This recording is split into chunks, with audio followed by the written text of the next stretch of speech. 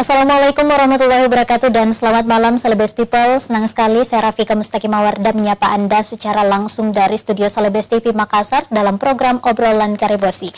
Seperti biasa, selama 1 jam ke depan kami akan menghadirkan sejumlah narasumber yang berkompeten di bidangnya masing-masing dan akan mengangkat isu ataupun tema yang hangat diperbincangkan. Dan untuk Obrolan Karebosi edisi hari ini, 3 Mei 2023, menang PTUN Abdul Hayat bisa apa? Celebes People, diketahui bersama bahwa Pengadilan Negeri Tata Usaha Negara atau PTUN mengabulkan gugatan dari mantan Sekretaris Provinsi Sulawesi Selatan Bapak Abdul Hayat Gani terkait pemberhentiannya sebagai Sekda Provinsi Sulsel.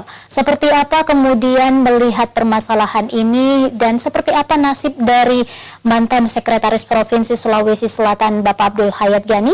Di studio kami telah menghadirkan kuasa hukum mantan Sekprov Sulsel, ada Pak Dr. Yusuf Gunco SHMH. Juga kami menghadirkan pakar hukum tata pemerintahan, ada Profesor Dr. Aminuddin Ilmar. Assalamualaikum Prof. Assalamualaikum Pak. Waalaikumsalam warahmatullahi wabarakatuh. Sehat Pak ya? Alhamdulillah. Baik. Pada malam hari ini menang PTUN Abdul Hayat bisa apa? Saya terlebih dahulu ke Pak Dr. Gunco. Bagaimana Pak Gunco? Ya, alhamdulillah dari awal masalah ini kan saya sudah dihadapkan di Celebes TV ya, yang menyatakan bahwa dalam suatu perbuatan yang dilakukan oleh pemerintah Provinsi Sulawesi Selatan ada hal-hal yang tidak sesuai dengan prosedur-prosedur administrasi pemerintahan. Hal inilah yang saya lakukan di gugatan di PTUN Jakarta di Pulau Gebang. Alhamdulillah setelah kurang lebih 9 kali sidang, Allah berkehendak lain, gugatan saya dikabulkan. Dengan amar putusan menyatakan bahwa seluruh gugatan itu dikabulkan kecuali permohonan gugatan gugatan awal, yaitu bisa diletakkan putusan lebih awal sebelum masuk ke putusan pokok. Cuman itu aja yang ditolak. Karena kenapa dia kasih include di amar putusan secara keseluruhan. Cuman itu aja, yang lain itu terpenuhi semua. Alhamdulillah pada saat itu saya sebagai kuasa daripada Pak Dr. Gani meminta ke Prof.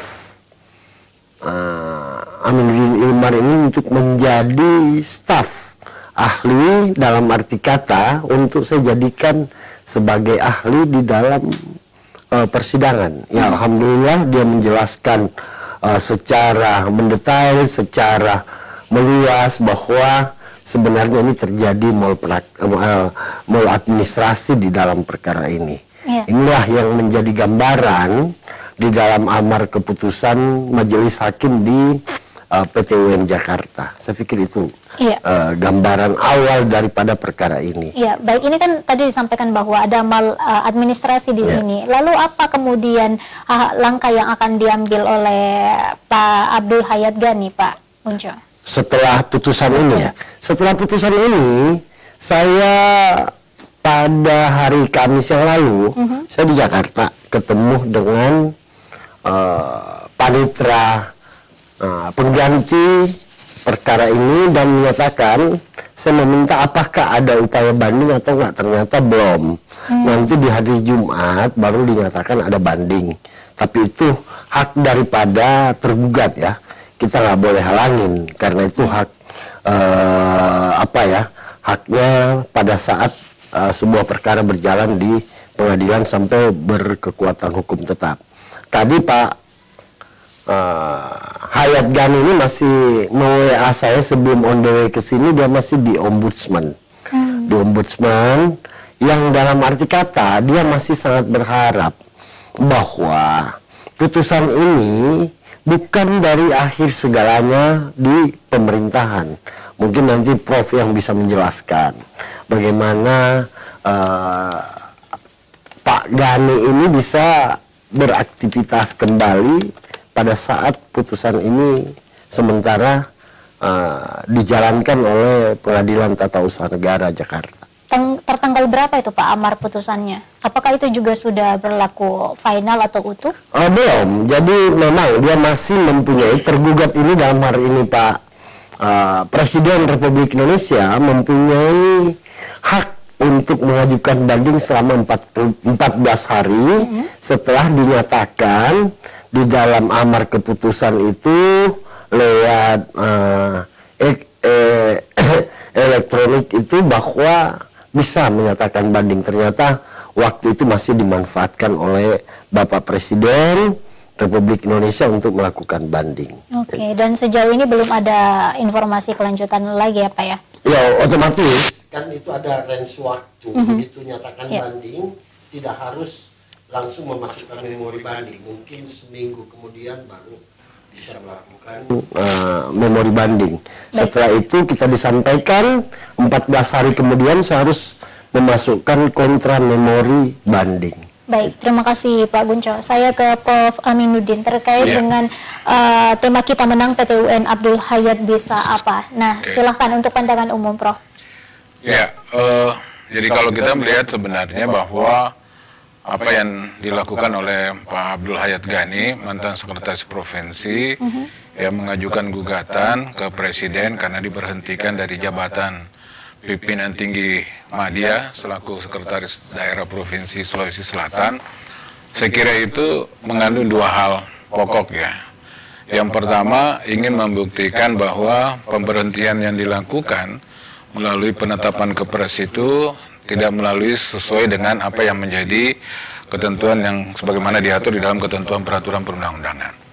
Yang kedua juga adalah untuk menegaskan bahwa apa yang dinyatakan di dalam tindakan perbuatan dalam konteks pemberhentian dengan dasar tidak memenuhi kinerja itu juga menjadi sebuah usaha yang menurut saya dilakukan oleh Pak Hayat untuk membuktikan bahwa sebenarnya kinerja yang selama ini diperlihatkan di dalam melaksanakan fungsi dan tugasnya selaku sekretaris daerah provinsi itu selama ini dinyatakan tidak ada cacat.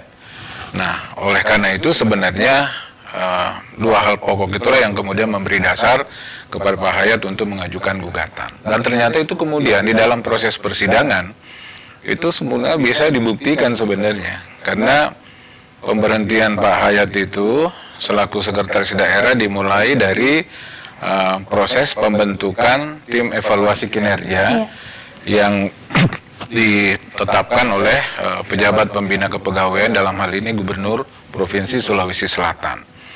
Nah, kalau kita mengikuti aturan norma yang ada, maka pembentukan tim evaluasi kinerja, apapun namanya sebenarnya untuk memberhentikan seorang pejabat, apalagi itu pejabat pimpinan tinggi, baik pejabat tinggi Pratama, Madya maupun Utama, itu kan ada alasannya.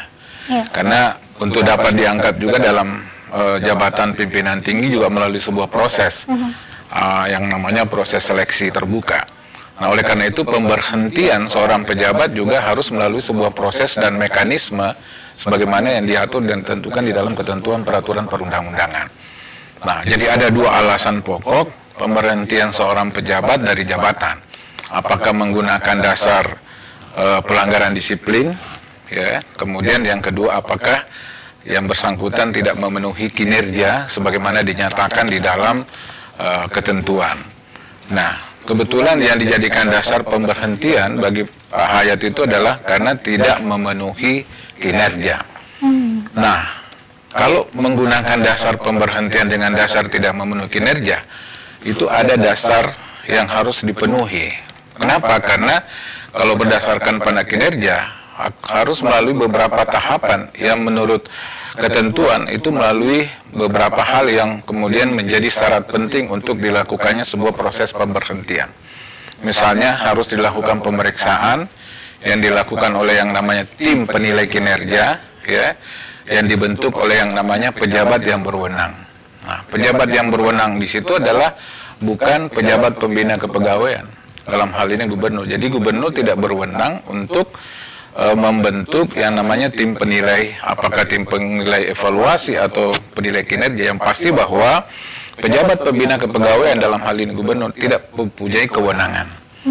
Nah, yang berwenang itu adalah pejabat yang berwenang, dalam hal ini pejabat yang melaksanakan proses pengangkatan, pemberhentian, dan pemindahan.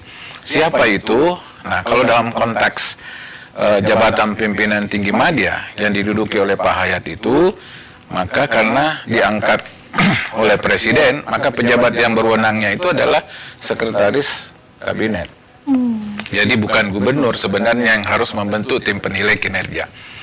Gubernur selaku pejabat pembina kepegawaian hanya bisa mengusulkan pergantian seorang pejabat pimpinan tinggi media, Sekda, ke pejabat pembina kepegawaian, dalam hal ini Presiden. Nanti Presiden akan memerintahkan pejabat yang berwenang untuk membentuk tim penilai kinerja. Dan itulah yang kemudian yang keliru, ya, karena gubernur sendiri yang menetapkan, ya, selaku pejabat pembina kepegawaian menetapkan tim evaluasi.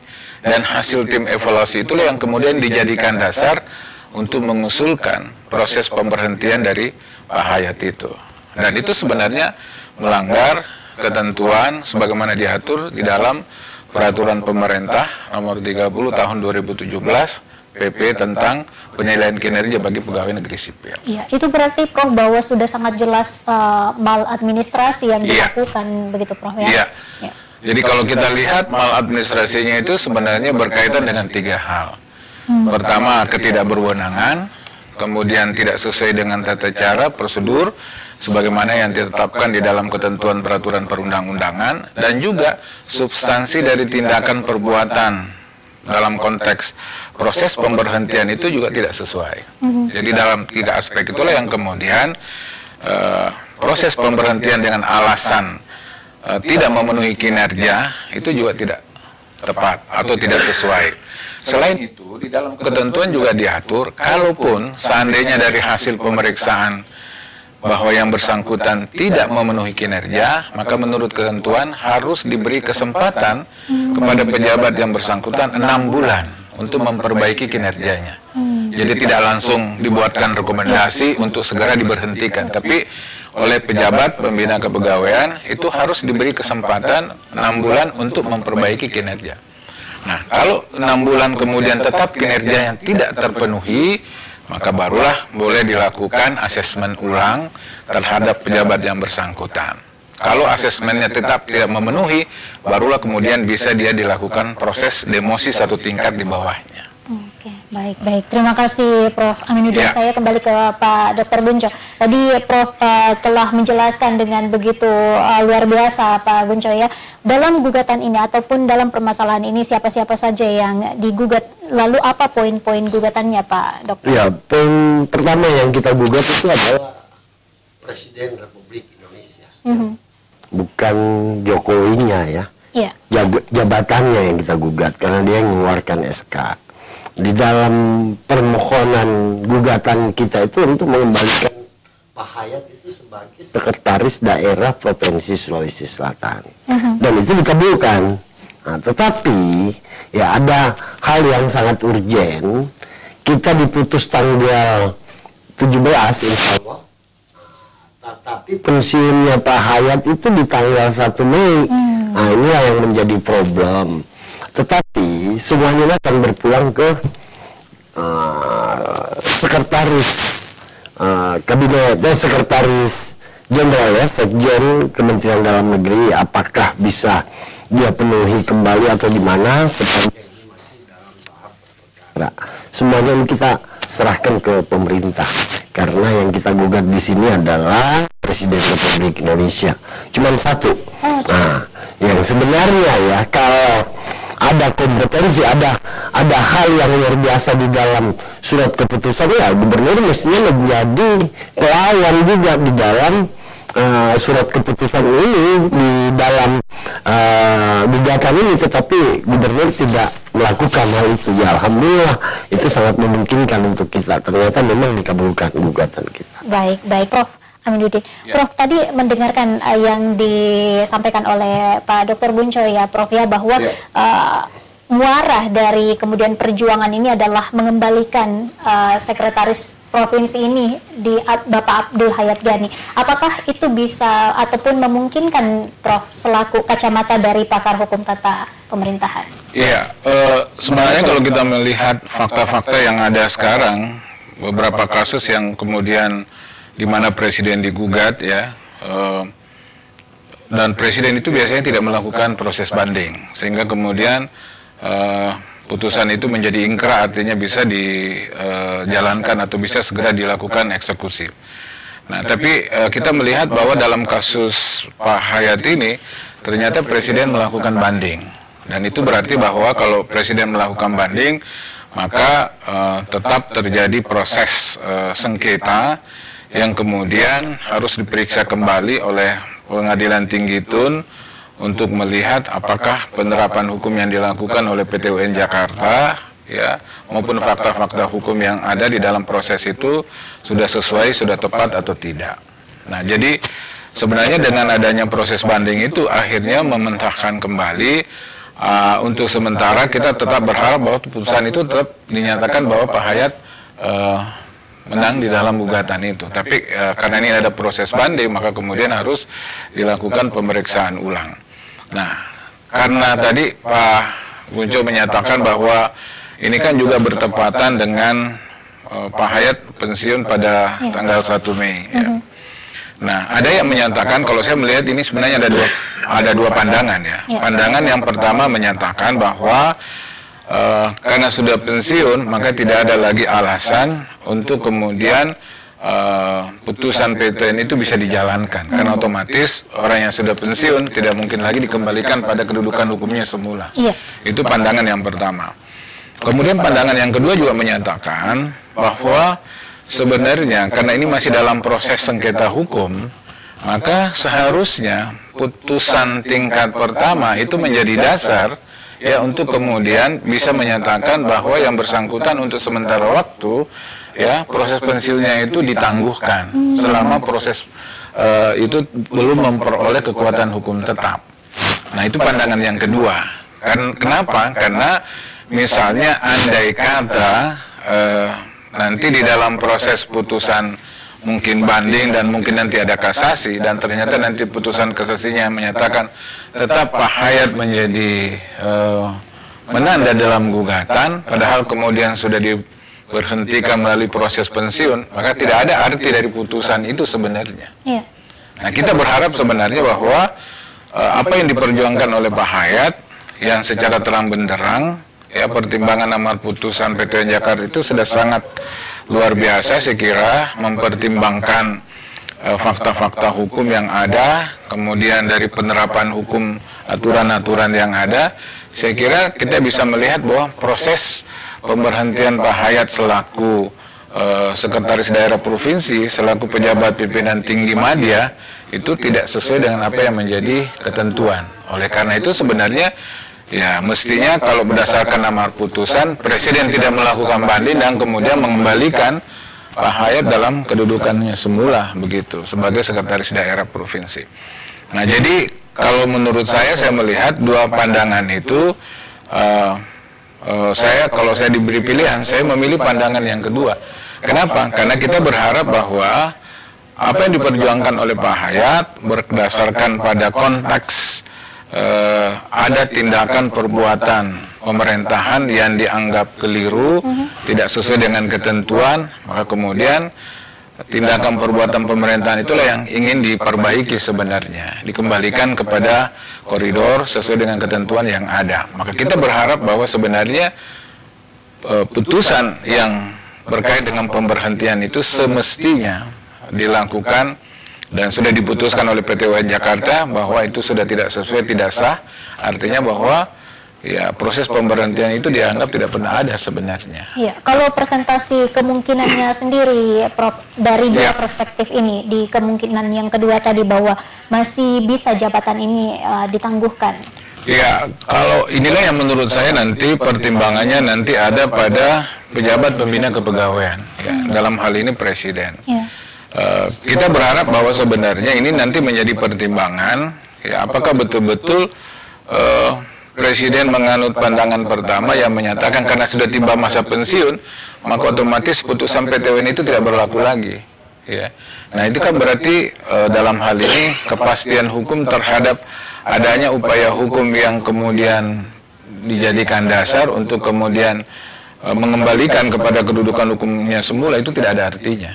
Nah kita berharap sebenarnya bahwa ya karena ini kan sebenarnya begitu tidak menduduki jabatan kan seharusnya dia pensiun.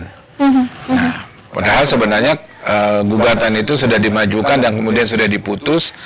Maka kemudian kalau ini kemudian Presiden melakukan proses banding, ya dianggap bahwa ini masih dalam proses sengketa. Nah kita berharap sebenarnya bahwa proses sengketa itu menggunakan dasar kepentingan supaya ini ditangguhkan untuk sementara. Karena seperti yang saya katakan tadi, bagaimana nanti mungkin kalau tiba di putusan akhir, ya di kasasi dan kemudian ternyata Pak Hayat dimenangkan, tapi kemudian sudah dinyatakan pensiun. Dan kemudian kan tidak mungkin lagi untuk dikembalikan kepada kedudukan hukumnya semula. Nah inilah yang menurut saya mestinya dilihat dalam konteks administrasi bahwa semestinya ini ditangguhkan dulu. Bahwa karena adanya proses untuk mencari kepastian hukum, maka ini ditangguhkan, proses pensiun itu ditangguhkan dulu, sambil kemudian menunggu proses ini berkekuatan hukum tetap. Nah, kalau ternyata proses berkekuatan hukum tetapnya sudah keluar dan ternyata Pak Hayat misalnya kalah, ya otomatis pensiun berlaku. Tapi misalnya kalau tidak, ya otomatis Pak Hayat harus dikembalikan kepada kedudukan hukumnya semula sebagai sekretaris daerah provinsi. Nah itulah yang kita harapkan sebenarnya terjadi begitu. Baik, saya ke Pak Dr. Gunco. Mendengar tadi apa yang disampaikan Prof. Aminuddin bahwa semestinya ini ditangguhkan. Nah, apa upaya-upaya kemudian yang dilakukan oleh Pak Abdul Hayat Ghani untuk mengawal permasalahan ini, Pak? Ya, jadi upaya-upaya yang dilakukan itu ini di luar dari konteks peradilan ya. Seperti menghadap ke sekjen, menghadap hari ini dia ke ombudsman, ya ini hal-hal yang luar biasa yang dilakukan Pak Hayat. Kenapa? Karena dia akan mengejar masalah kinerjanya yang dia masih menginginkan itu. Karena kenapa? Di dalam hal dia melakukan upaya pekerjaan di Provinsi Sulawesi Selatan tidak pernah ada upaya-upaya pelanggaran hukum yang dia lakukan. Jadi dia masih beritikat baik. Tapi saya sangat berharap sebenarnya kalau ini aturan, saya sejalan dan sependapat dengan Pak Prof. Aminuddin bahwa seharusnya perkara ini harus di tipe kedua ini tetap masuk dulu sambil menunggu putusan-putusan selanjutnya. Sebenarnya itu yang harus dilakukan. Kenapa? Karena ini masih ada upaya habis banding, masih kasasi. Kita belum tahu final daripada perkara ini apa. Yang saya sejalan jangan sampai finalnya dimenangkan ini Pak Hayat Ghani ini dimenangkan. Ini mau diapakan kasihan? Aturan hukum ini mau dibawa kemana? Di satu sisi orang sudah pensiun, di sisi lain dia mau menangkan ini perkara. Jadi saya sependapat dengan Pak Prof bahwa ini harus dijalankan dulu sebelum menunggu putusan hukum yang final. Saya pikir itu upaya-upaya yang harus dilakukan oleh seorang Pak Hayat ini. Oke. Nah ini kan dicopot begitu Pak ya, dengan artian bahwa katanya tidak memenuhi kinerja. Nah kalau komentar dari kuasa hukum sendiri seperti apa? Kalau itu yang dicerita masalah tidak memenuhi kinerjanya itu sudah lampau, sudah putus. Jangankan cuma saya, jangankan Pak Prof, hakim di Pengadilan Tata Usaha Negara Jakarta mengatakan bahwa tim yang dibentuk oleh Pak Gubernur itu nggak benar, ini itu nggak benar. Jadi tidak ada aturan itu.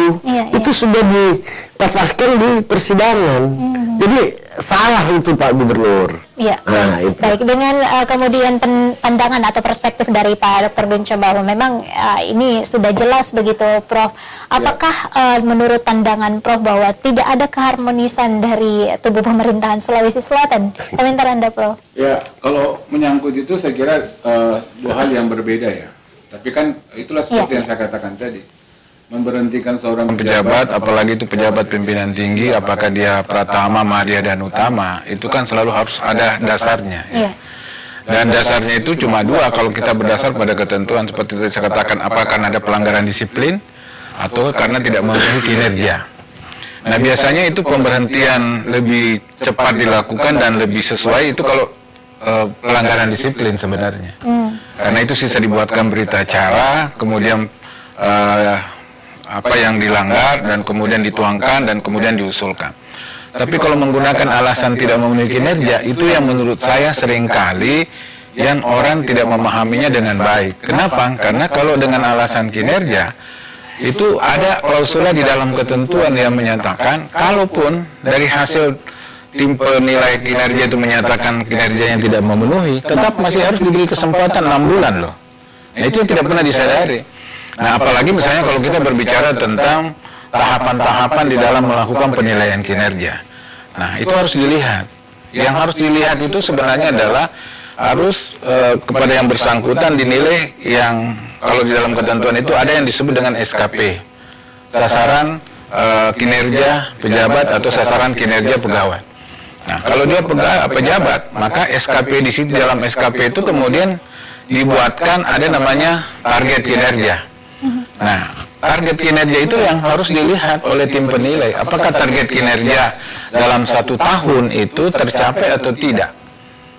Nah, andai kata itu tidak tercapai, maka itu kan ada scoringnya.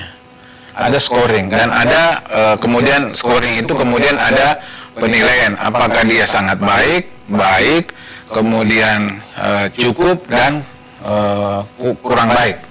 Jadi misalnya kalau angkanya itu di bawah 50, itu dianggap kurang baik. Nah, berarti itu tidak memenuhi target kinerja. Nah, tapi kalau kita lihat dari hasil bukti-bukti yang diajukan oleh Pak Hayat di persidangan, kan hampir semuanya tiap tahun itu sejak dia menjabat, hampir sasaran kinerja pegawainya itu mencapai 100% loh. Berarti SKP dengan 100% sasaran kinerja sesuai dengan perjanjian kinerja yang dibuat oleh atasan, dalam hal ini pejabat pembina kepegawaian dalam hal ini gubernur, itu kan penilaiannya 100. Kok tiba-tiba sekarang diusulkan bahwa dia tidak memenuhi kinerja? Nah, itulah yang kemudian di dalam sisi penilaian kinerja itu memang harus hati-hati sebenarnya.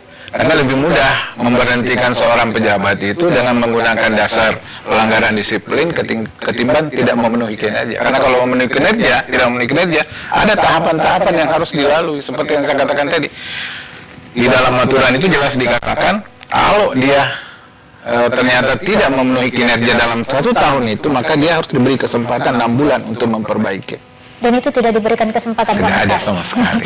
Baik, saya kembali ke Pak Gunco. Terkait dengan permasalahan ini, ya Pak ya, ini harus menjadi refleksi tentu saja bagi pemerintah Provinsi Sulawesi Selatan.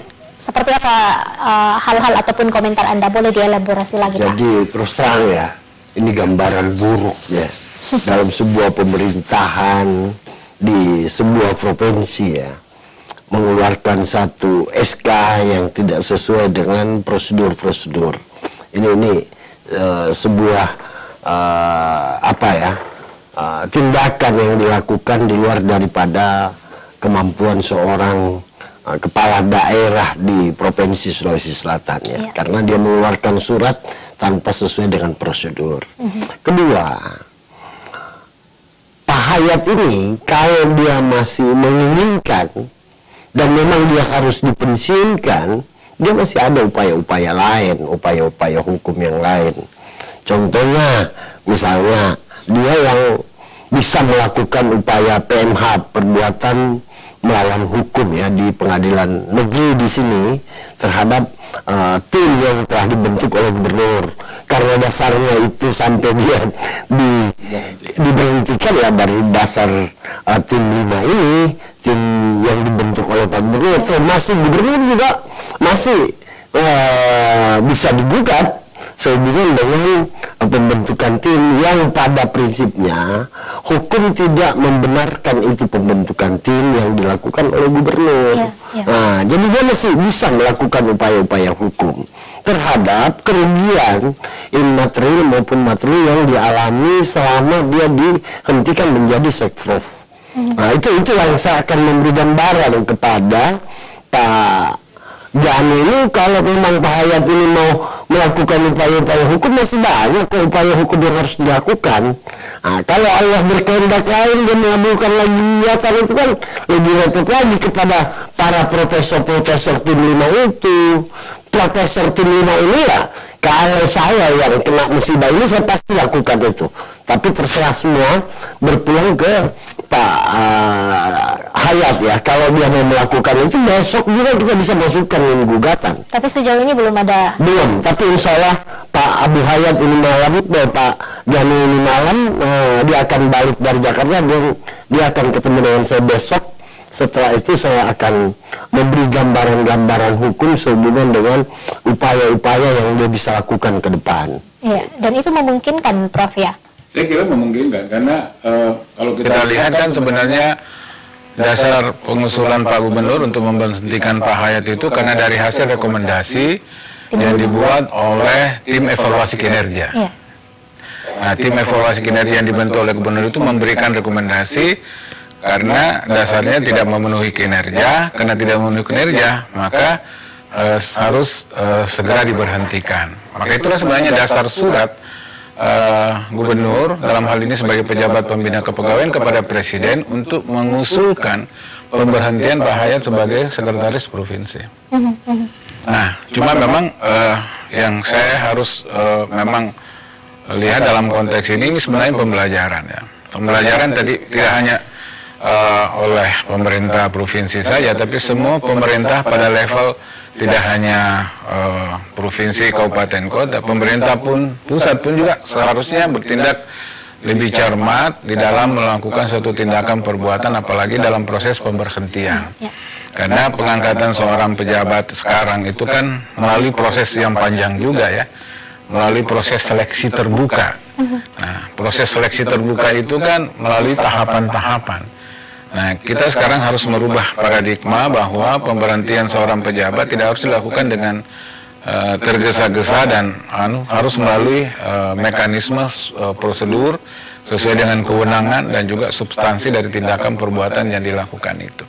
Jadi pada prinsipnya saya berharap bahwa kasus Pak Hayat ini memberikan cerminan gambaran bahwa ada ketidakcermatan di dalam tindakan perbuatan yang mengakibatkan seseorang merasa dirugikan ya secara hukum ya, yang harus menanggung akibat harus diberhentikan tidak dengan hormat ya. Apalagi kalau saya dengar sekarang kan Pak Hayat juga diberikan sanksi ya, dan ditempatkan istilahnya dinonjolkan ya. Nah, padahal itu sebenarnya tidak boleh terjadi seperti itu. Apalagi belum ada keputusan. Iya. Jadi menurut saya itu sebuah proses yang kita berharap bahwa ini menjadi pembelajaran. Dan saya berharap sebenarnya yaitu tadi berdasarkan pada pandangan yang kedua ya, bahwa kalau ini terus berproses menjadi sengketa dan kemudian kita harapkan ada kepastian hukum, maka pensiun yang seharusnya dijalankan itu untuk sementara ditangguhkan. Karena kita nanti akan melihat apakah betul kalau Pak Hayat sampai dimenangkan pada proses kasasi yang kemudian mempunyai kekuatan hukum tetap, maka berarti itu bisa dijalankan putusan itu. Tapi andai kata sudah dipensiunkan terlebih dahulu dan kemudian putusan ternyata tetap memenangkan Pak Hayat, tidak ada artinya juga putusan itu kan. Dan itu dirugikan sangat ya, keras. pasti sangat dirugikan. Ketidakpastian hukumlah yang kemudian menjadi catatan penting di dalam melihat kasus ini sebenarnya. Baik, Pak Gunco, ini kan kita masih menunggu final ataupun hasil keputusannya, Pak ya. Tentu harapan kita bersama bahwa Pak Abdul Hayat Jani ini betul-betul bisa meraih apa yang menjadi tujuannya. Nah, untuk sampai ke tahap itu butuh berapa lama, Pak? Masyarakat pasti Sulawesi Selatan. Jadi untuk tingkat banding mungkin 2-3 bulan ya. Yang agak panjang itu di tingkat kasasi, itu bisa sampai setahun, 6 bulan sampai setahun ya, karena di sana banyak tumpukan perkara sehingga orang ngantri. Alasan saya sangat berharap ini Pak Gubernur ini wise menerima ini barang. Sebenarnya harus rela menerima ini putusan hukum. Dia bisa memanggil Pak Gani Hayat untuk ketemu dengan Pak Gubernur untuk membicarakan bagaimana jalan keluarnya ini barang. Apakah ada teknik-teknik tersendiri antara gubernur dengan Setrovnya? Saya pikir itu dari hati ke hati buat mereka. Tetapi harapan saya, besar harapan saya ini kiranya Pak Gubernur ini bisa memanggil dengan baik Pak Setrov, karena ini wibawa pemerintahan di Provinsi Sulawesi Selatan ini 4 tahun yang lalu ini dibunuh dengan setitik air yang menetes aja gara-gara Setrov ini. Semua rusak ini. Di pemerintahan, di Departemen Dalam Negeri, karena saya menghadap sendiri, semua menyatakan bahwa kelalaian ada sama Bapak Gubernur Provinsi Sulawesi Selatan. Itu saya bisa pertanggungjawabkan itu. Tapi sejauh ini belum ada komunikasi-komunikasi dari provinsi? Kemarin itu ya, yang saya dengar ya, katanya mau dipanggil karena tiba-tiba ada saudagar Bugis Makassar sehingga tertunda lagi. Sampai saat sekarang belum ketemu mereka. Baik. Prof, ini kan dengan adanya permasalahan ini yang tentu saja merugikan dari kalaupun nanti putusannya begitu ya, ini hasil evaluasi, refleksi bagi pemerintah Sulawesi Selatan, apa kira-kira yang menjadi poin penting, Prof? Ya, saya kira poin pentingnya adalah bahwa kalau kita bicara tentang hukum tata pemerintahan, sebenarnya yang paling utama itu adalah kecermatan bertindak. Ya, jadi seorang pemimpin pemerintahan itu di dalam melakukan tindakan perbuatan, apalagi dalam mengambil sebuah keputusan, harus bertindak cermat. Artinya bertindak cermat itu tidak melakukan tindak asal-asalan, karena kalau dia bertindak asal-asalan, akibat hukumnya bisa fatal. Ya seperti tadi, karena dia tidak cermat, ya, kemudian tidak berwenang, tidak sesuai prosedur, kemudian substansi juga tidak berkesesuaian, ya kan akhirnya orang dirugikan. Nah, orang dirugikan yang kemudian menuntut, kemudian ternyata putusan pengadilan tingkat pertama membenarkan, menyatakan bahwa keputusan itu menjadi tidak sah, kan berarti itu mencerminkan bahwa ada proses yang tidak cermat yang dilakukan. Itulah sebenarnya substansi utama dari peradilan administrasi, memperbaiki tindakan perbuatan pemerintahan yang kemudian membawa akibat hukum, tidak hanya bagi perseorangan tapi juga bagi badan hukum. Nah, kita berharap bahwa ini menjadi cerminan supaya ke depan tidak lagi terjadi hal-hal proses-proses seperti itu, apalagi dengan mudah melakukan proses pemberhentian yang tidak sesuai dengan tata cara, prosedur, kewenangan dan juga substansi dari tindakan perbuatan itu. Baik, terima kasih Prof. Karena kita sudah di segmen terakhir, Pak Gunco, silakan harapan sekaligus closing statement Anda. Ya, harapan saya itu ya Pak Gubernur ini mesti menerima ini putusan. Karena kalau enggak ya namanya sebuah pemerintahan ya dia mesti taat hukum lah. Olehnya itu harapan saya ke depan, gubernur yang akan datang di Provinsi Sulawesi Selatan ini dalam rangka membuat atau menerbitkan satu surat keputusan harus hati-hati dan harus harus gentleman, dalam arti kata kalau ada keputusan yang salah dan putusan pengadilan menyatakan itu salah, dia mesti menerima ini barang itu. Baik, terima kasih Pak Gunco. Saya ke Prof, silahkan closing statement sebagai hukum tata pemerintahan. Prof, melihat permasalahan ini. Ya, saya berharap bahwa ini bukan hanya menjadi cerminan bagi pemerintah provinsi ya, di dalam melakukan proses pemberhentian bagi seorang pemangku jabatan atau pejabat pimpinan tinggi, apakah itu pratama, madya atau utama, tapi yang paling penting sebenarnya untuk semua level pemerintahan bahwa ini harus menjadi dasar tindakan perbuatan yang sah. Karena sepanjang dasar perbuatan tindakan itu tidak sah, akhirnya menjadi batal, pasti ada yang dirugikan. Dan kerugian itu saya kira ya pasti menjadi beban, dan tentu kita berharap bahwa proses pemerintahan yang baik itu sebenarnya adalah selalu berdasarkan pada perbuatan pemerintahan yang sesuai dengan aturan, kewenangan dan juga tata cara prosedur sebagaimana yang diatur dan ditetapkan di dalam ketentuan peraturan perundang-undangan. Baik, terima kasih banyak Prof. Aminuddin Ilmar selaku pakar hukum tata pemerintahan, juga terima kasih Pak Dr. Yusuf Gunco SHMH selaku kuasa hukum dari mantan Sekretaris Provinsi Sulawesi Selatan. Pemirsa, cukup sudah 60 menit kami menemani Anda di obrolan Karebosi edisi hari ini. Tentu saja kita semua berharap bahwa permasalahan ini segera mendapat titik terang. Saya Rafika Mustaqim Mawarda pamit. Wassalamualaikum warahmatullahi wabarakatuh. Terima kasih dan sampai jumpa. Waalaikumsalam.